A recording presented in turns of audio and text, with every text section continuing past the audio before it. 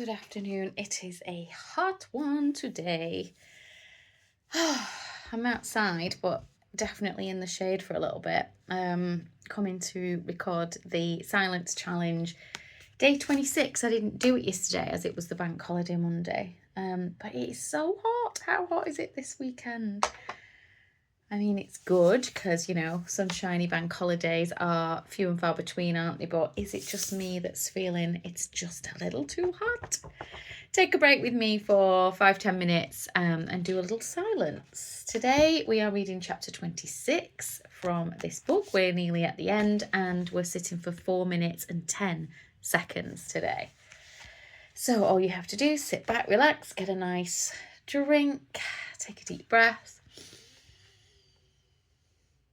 and let it go. High-pitched noises can have many modes of expression, but the most powerful scream that I have ever experienced is one that is void of sound. The Scream by Edward Munch. I fell silent upon looking at it. There passed a communicative silence between the painting and me.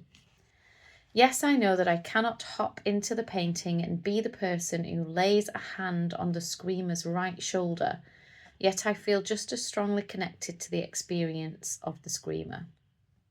The philosopher Denis Diderot believed that one who observes interesting art is like a deaf man watching mute signs on a subject known to him.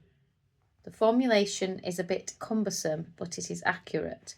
You are deaf when you stand there, attempting to interpret what is placed, hung, or presented before you. The strange thing is that such a supposition also applies to Mark Rothko's far more introspective paintings. His large rectangular fields of colour in bold, often dark hues are in a way the opposite of the scream. They seem to house an enormous battery of energy. Silence is so accurate, said Rothko when he refused to explain his images. Had he been able to simply reply with words, then perhaps he would have written an article instead of making a painting. I am not sure why, but the fact is that a hush descends whenever you examine great art, trying to understand what the artist wanted to convey. It reminds me somewhat of Nansen's Starry Heavens. A good work of art is like a thinking machine that reflects that artist's ideas, hopes, moods, failures and intuitions. Maybe I stay silent in front of art because I feel that I am separated from something every single day.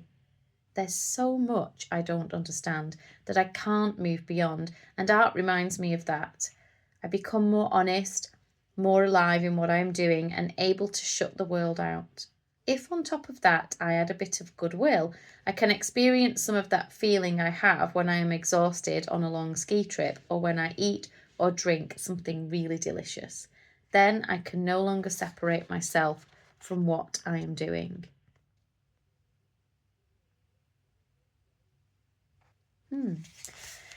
It is again a different way of looking at silence, isn't it, today? Thinking about how we view art, and good art evokes feelings and personal feelings and thoughts, and it can be different for everyone. Different people look at the same piece of art and just get a totally different experience, don't they? We will sit for 4 minutes and 10 seconds today. So take a deep breath in.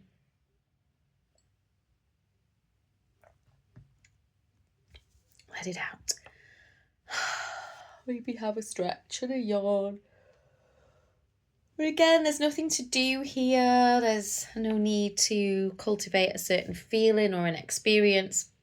Imagine as if you're just looking at a piece of art. You're just watching your experience. You're just watching your body, watching your breath, watching your mind, and just taking this precious time out of your busy day, busy life, just to sit quietly. So, when you are ready, let us begin.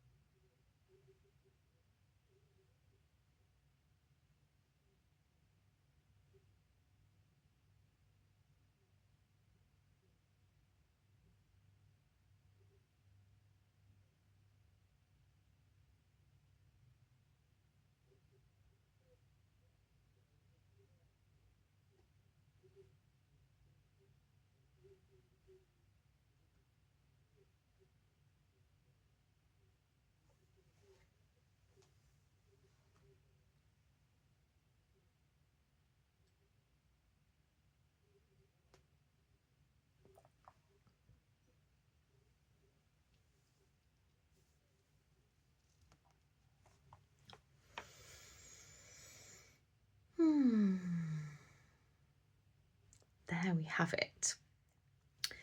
I don't know when you're watching this how it is for you today and what the temperature is, but it's so hot today that for the first 2 minutes as I fell into silence and just closed my eyes, I could just feel heat. And it's kind of like this throbbing, pulsating feeling. I could feel it in my body, kind of like a vibration.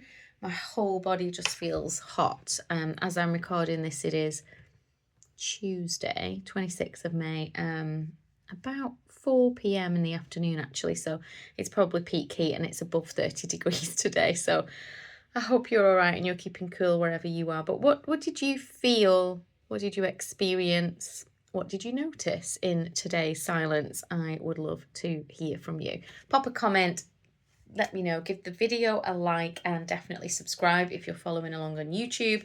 And if you're on the TikTok, then please do follow me on that channel as well. Thank you very much for joining me today. I'll see you tomorrow for day 27. Bye for now, everyone.